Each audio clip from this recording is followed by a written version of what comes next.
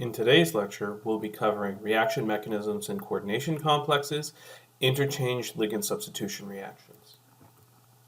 So interchange mechanisms are similar to SN2 reactions in some ways in that there is bond making and bond breaking in one concerted step. So shown here is an interchange mechanism. You can see it's just one step, unlike a dissociative ligand substitution reaction or an associative ligand substitution reaction. So you have the outgoing ligand leaving and the incoming ligand coordinating in a single step. So unlike a dissociative or an associative ligand substitution reaction, there is no intermediate, right? It's a single step, so there's no intermediate complex with a higher coordination number, and there's no intermediate complex with a lower coordination number. It's in a concerted step, both the bond making and bond breaking events. So both the incoming and outgoing ligands are involved in the transition state, so they both have a large influence on the rate of this ligand substitution reaction. So factors that favor this mechanism are often a compromise between bond making and bond breaking. So a compromise between those factors that favored a dissociative mechanism as well as an associative mechanism. So the complex can be coordinatively saturated, but you can't have very sterically encumbered ligands because if the metal center is too crowded, you can't start forming a metal ligand bond. The incoming ligand needs to be nucleophilic, and the outgoing ligand should also be weakly bound, so it should be relatively labile. So once again, for a general interchange ligand substitution reaction, you have both the bond forming and bond breaking in a single step. And if you look at the reaction coordinate diagram, you have the driving force for the reaction being the difference in energy between your products and your reactants, which gives you your delta G and your thermodynamic driving force. But you can see there's no intermediate and there's a single step. So your activation energy is for that single step where you're both breaking and making a new bond. And the transition state looks like this, where your incoming ligand is forming a bond while your outgoing ligand is breaking a bond. So what does this diagram actually show us?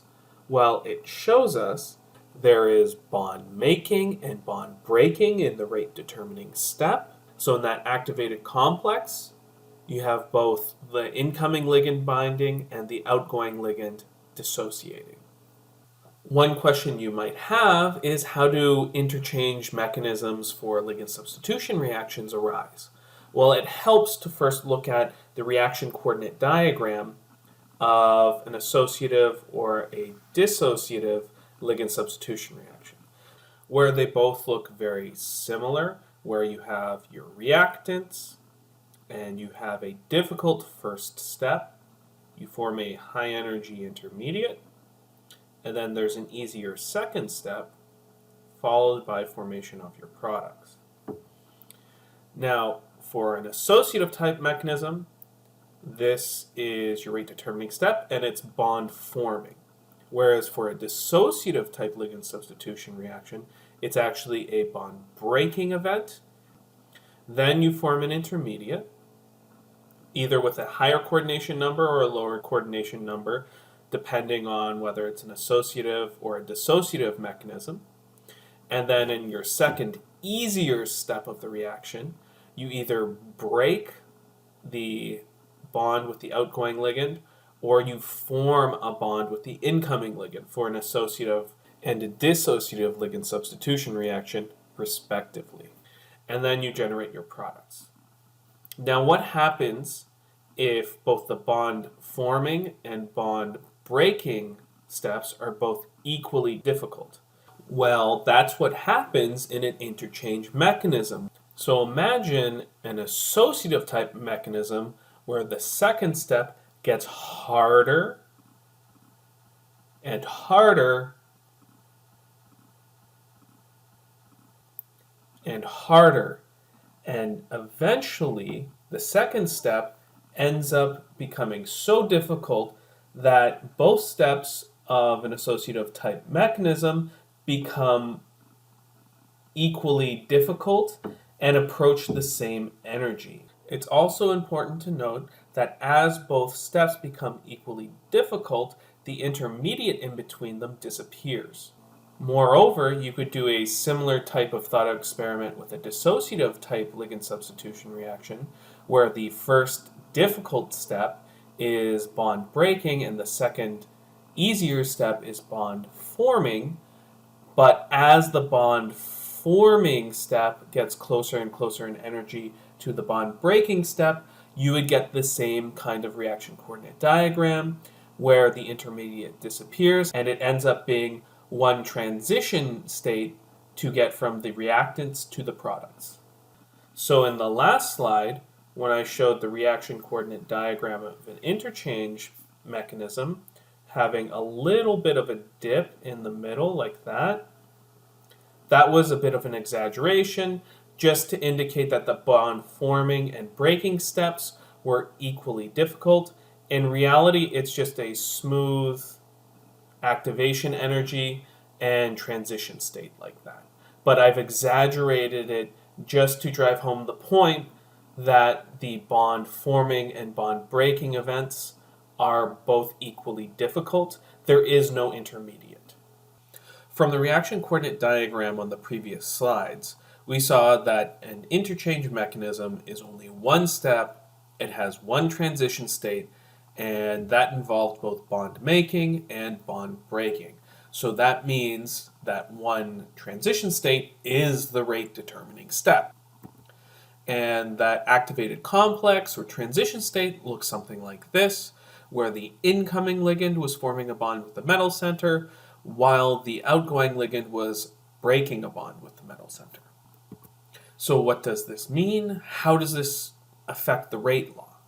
Well, the rate law for an interchange mechanism, because the activated complex has both the incoming ligand and that starting metal complex, the rate is equal to the rate constant times the concentration of the incoming ligand times the concentration of the starting metal complex. So it's a bimolecular reaction that involves both the incoming ligand and the metal complex coming together to form that transition state. It's first order in metal complex and first order in incoming ligand. So the rate law is very similar to an associative ligand substitution reaction. You can see a change in rate by changing the incoming ligand concentration. However, the rate is also influenced by the nature of the outgoing ligand because it is also a part of the transition state. So I want you to really pay attention to that last point because it's a key difference between an associative and an interchange mechanism. This is the best way of distinguishing between the two mechanisms and identifying which is an interchange mechanism of ligand substitution and which is an associative mechanism of ligand substitution. So if I were to ask you a question, the only real way to differentiate between an associative and an interchange mechanism would be if the rate was influenced by the nature of the outgoing ligand. If it's not influenced at all by the outgoing ligand, it's an associative mechanism. If it is influenced by the nature of the outgoing ligand, then it's an interchange mechanism. Now, at this point, we've learned about 3 different mechanisms for ligand substitution reactions: an associative mechanism, a dissociative mechanism, and an interchange mechanism. And it may be tempting to think of all ligand substitution reactions as being either A, B, or C, with there being no gray area in between. But things aren't quite as simple as all of that. Ligand substitution reactions don't always fit into these neat categories of being just associative or just dissociative or just an interchange. Ligand substitution reactions should really be thought of as a continuum where there are different variations between an associative or a dissociative mechanism. So at one extreme, you have an associative mechanism where the rate determining step is just pure bond making with the incoming ligand. The other extreme is a dissociative mechanism where the rate determining step is just pure bond breaking with the outgoing ligand. And in the middle is an interchange mechanism where you have equal bond making and bond breaking character in the rate determining step with the incoming ligand and outgoing ligand respectively. However, there are variations in between these. What about that area in between an interchange and an associative mechanism and an interchange and a dissociative mechanism? Well, you can actually differentiate between two types of interchange mechanisms for ligand substitution reactions. There is an associative interchange mechanism, which is denoted as I subscript A, and there's also a dissociative interchange mechanism that's identified as I subscript D. And these mechanisms lie in between the pure interchange, which is equal bond making and bond breaking, and the pure dissociative or the pure associative mechanisms. So for an associative interchange mechanism, there is both bond making and bond breaking in the rate determining step. That has not changed, but the reaction coordinate diagram looks like this. So the delta G for the reaction is the difference in energy between the products and the reactants, as always, and that gives you your thermodynamic driving force. And still, there's no intermediate, and there's a single transition state or activated complex, which is your rate determining step, and that's the activation energy for the reaction. But the transition state looks like this, where you have more bond making than bond breaking in that activated complex, and that's represented by the long metal ligand bond with the incoming ligand, as you can imagine it's forming, and the short metal ligand bond with the outgoing ligand, in that it hasn't changed very much yet. I've also tried to indicate that it's more bond making in the transition state structure by showing this portion of the transition state being higher in energy versus this, which is the bond breaking. If you remember from before in the reaction coordinate diagram, for a pure interchange ligand substitution reaction, I showed both of those steps as being equal in energy, so it looked like there's a little dip in the middle. And part of the reason I did that was so that conceptually you could imagine this transition state where there's more bond making than breaking. So the transition state has more associative character than dissociative character, but it's still important to know that there is bond making and breaking in the rate determining step. So one way of thinking of this is that an associative interchange mechanism is more associative-like. So in the transition state, the incoming metal ligand bond is shortening much more than the outgoing metal ligand bond is lengthening. A dissociative interchange mechanism, on the other hand, is on the opposite side of the spectrum. So it still has both bond making and bond breaking in the rate determining step, but the reaction coordinate diagram looks like this. So the delta G is just the difference in energy between the products and the reactants, as always. And because this is a single step reaction, this is the activation energy, and the transition state or the activated complex looks like this, where you have an elongated bond with the outgoing ligand and a shorter bond with the incoming ligand. And what this is telling us is that there's more bond breaking in the rate determining step than there is bond making. And because of that, the transition state has more dissociative character than associative character. Another way of looking at this is that a dissociative interchange mechanism is more dissociative-like. So in the transition state, the metal ligand bond with the leaving group is elongating significantly more than the metal ligand bond with the incoming ligand is shortening. And I've tried to highlight that fact by showing the bond making being lower in energy in the transition state than the bond breaking, which I've shown as being higher in energy in the transition state, in contrast to the associative interchange mechanism where it was the reverse, or in a pure interchange mechanism where both the bond making and bond breaking were the exact same in energy. So how do we differentiate between a dissociative interchange mechanism and an associative interchange mechanism? Well, in order to answer those questions, we need to first look at activation parameters for transition states.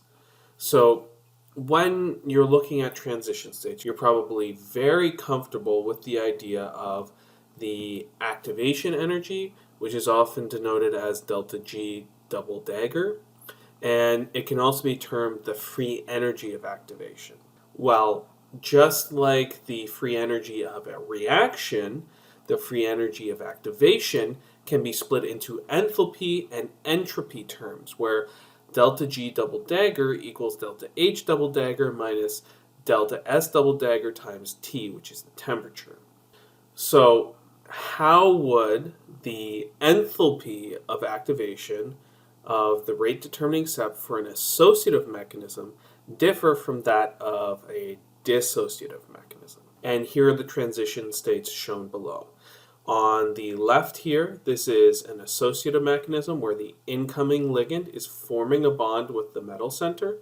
And on the right, it's a dissociative mechanism where the outgoing ligand is dissociating from the metal center. Now we're looking at associative and dissociative mechanisms first because they're a little bit easier to conceptualize. But in the next slide, we will move on to an interchange mechanism.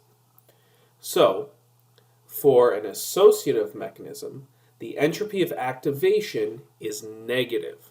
And the reason for that is you're creating more order in this transition state. And the reason for that is because you're making a bond. And when you make a bond, you're taking two molecules and you're bringing them together into one molecule. So you're creating more order. For a dissociative mechanism, on the other hand, it has a positive entropy of activation. And that corresponds to bond breaking. And the reason there's a positive entropy of activation is because you're breaking a bond. You're creating more disorder. You're taking one transition metal complex and you're making two molecules from it. Not only is there an entropy of activation and an enthalpy of activation, but there are also other activation parameters such as the volume of activation, which is going to be very useful in our look at how to differentiate a dissociative interchange and an associative interchange mechanism for ligand substitution. So what is the volume of activation? Well, it represents the increase or decrease in volume needed for the transition state structure to form. So how much volume is taken up upon forming your activated complex? Is it more or less? So how would the volume of activation for the rate determining step of an associative mechanism differ from that of a dissociative mechanism? Well, it's very similar to the enthalpy of activation. An associative mechanism has a negative volume of activation, while a dissociative mechanism has a positive volume of activation. And that corresponds to bond making, where you get a decrease in the metal ligand bond distance, so that causes the volume to decrease, as well as bond breaking, where you get an increase in the metal ligand bond distance, which causes the volume to increase. Now circling back to interchange mechanisms for ligand substitution reactions, how would you differentiate between a dissociative interchange mechanism and an associative interchange mechanism? Well, the volume of activation and the entropy of activation give us a way to identify the correct mechanism. So they allow us to differentiate between a dissociative and an associative interchange mechanism. So how would the entropy of activation for an associative interchange mechanism differ from that of a dissociative interchange mechanism? In addition, how would the volume of activation differ between these two mechanisms? Well, shown below are the two activated complexes for the associative interchange mechanism and the dissociative interchange mechanism. And based on what we just learned in the last slide, you should be able to answer this question. So an associative interchange mechanism has more bond formation in the rate determining step than bond dissociation. So it is more associative-like in the rate determining step, whereas a dissociative interchange mechanism has more bond breaking in the rate determining step than bond making in the rate determining step. So it is more dissociative-like. And because of that, the trends for an associative versus a dissociative interchange mechanism follow the same ones as for an associative mechanism, so a pure associative mechanism, and a pure dissociative mechanism. What that means is an associative interchange mechanism has a negative volume of activation because you're forming a bond more than you're breaking a bond, so it's going to be contracting more than it's expanding. And it has a negative entropy of activation because it has more order in the transition state. That means you have more bond forming character, more character of bringing two molecules together, than you have more disorder in the transition state, which would be forming two molecules. And a dissociative interchange mechanism is the opposite. It has a positive volume of activation because there's more bond breaking in the activated complex, so that metal ligand bond with the outgoing ligand is expanding a lot more than the metal ligand bond with the incoming ligand is forming and contracting. And the entropy of activation is positive because there's more bond breaking character in the transition state, so it has more character of disorder. You're forming two molecules from one. So that's all well and good, but how do we use this difference in activation parameters to experimentally distinguish between an associative interchange mechanism and a dissociative interchange mechanism? Well, what you can do is compress the solvent that you're doing the reaction in, which causes a pressure increase. Now you have to do this slowly so that the temperature of the solvent doesn't heat up, and that would ruin the experiment because you would be increasing the rates of reactions by just increasing the temperature. But if you do it in a controlled fashion, slowly, so the temperature does not change, and you get a pressure increase, the rate of an associative interchange mechanism will increase while the rate of a dissociative interchange mechanism will decrease. And why is that? It has to do with the volumes of activation. So an associative interchange mechanism has a negative volume of activation, right? Because you're forming a bond, so the metal ligand bond distance with the incoming ligand is going to be shrinking, much more than the metal ligand bond length with the outgoing ligand is expanding. And because of that, the activated complex is shrinking. And by increasing the pressure on the solvent, it makes it easier to do so, so the rate increases. For a dissociative interchange mechanism, on the other hand, it's the opposite. The volume is increasing because the metal ligand bond distance with the outgoing ligand is expanding a lot more than the metal ligand bond distance with the incoming ligand is shrinking. And because of that, the activated complex is expanding. But if you increase the pressure of the system, it makes it harder for that activated complex to expand, so the rate decreases. And this is how you would experimentally distinguish between an associative and a dissociative interchange mechanism for ligand substitution. This concludes today's lecture. If anything was unclear, please feel free to ask questions during office hours, or try rereading the textbook to clarify concepts. And as always, there are some useful websites and resources in the links below to help with understanding some of the concepts that were presented today.